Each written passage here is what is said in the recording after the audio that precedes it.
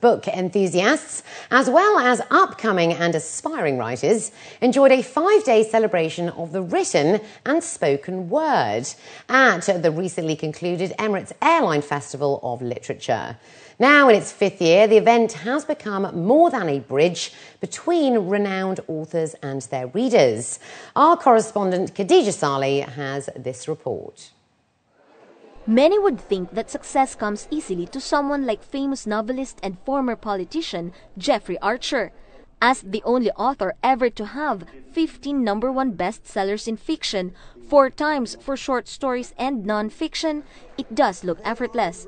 However, he says it takes a lot of hard work and more.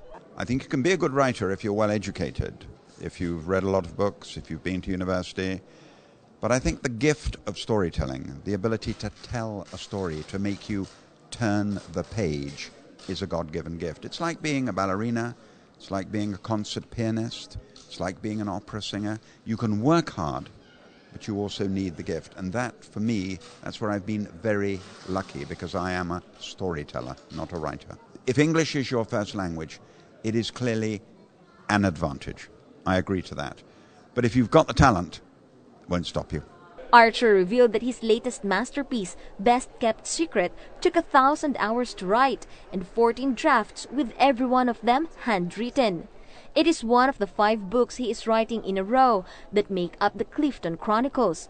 Released 4 days ago, it's already a bestseller in 3 countries. The first one is the story of a boy born in the back streets of Bristol to a docker. He's a docker's son, and he falls in love with, he's called Harry Clifton, and he falls in love with Emma Barrington, whose father owns the dockyard. So that's the first story, and goes right up to the First World War. The second one is the Second World War, and shows you how each person has been affected by the war. The third one is after the Second World War. This one is the third book, and takes Harry and Emma and their friend Giles and all the people involved, his mother Maisie and Emma's mother Elizabeth, that takes them right through, and the villain Hugo and the wicked Virginia. They go right the way through for the next 10 years. So there's 3 of the 5 books. He is just one of the world-renowned personalities who engaged participants at this year's Emirates Airline Festival of Literature. In addition to the famous lineup of writers, thinkers, and speakers, organizers say it also provided budding writers a platform.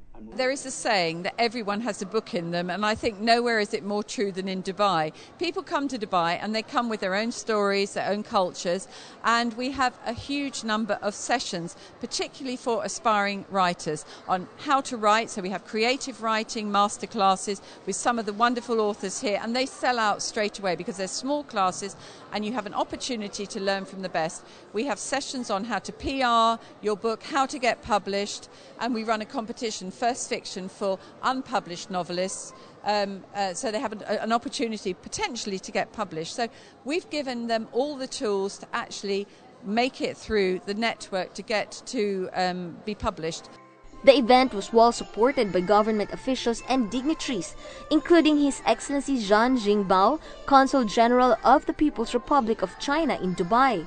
The performances and entertainment provided by local community groups and organizations, such as the Chinese Learning Center Fun Mandarin, allow the world of literature to come alive. And while there is only one Jeffrey Archer, this event proves that the world of literature is big enough to accommodate everyone. Khadija Saleh, 7 National News.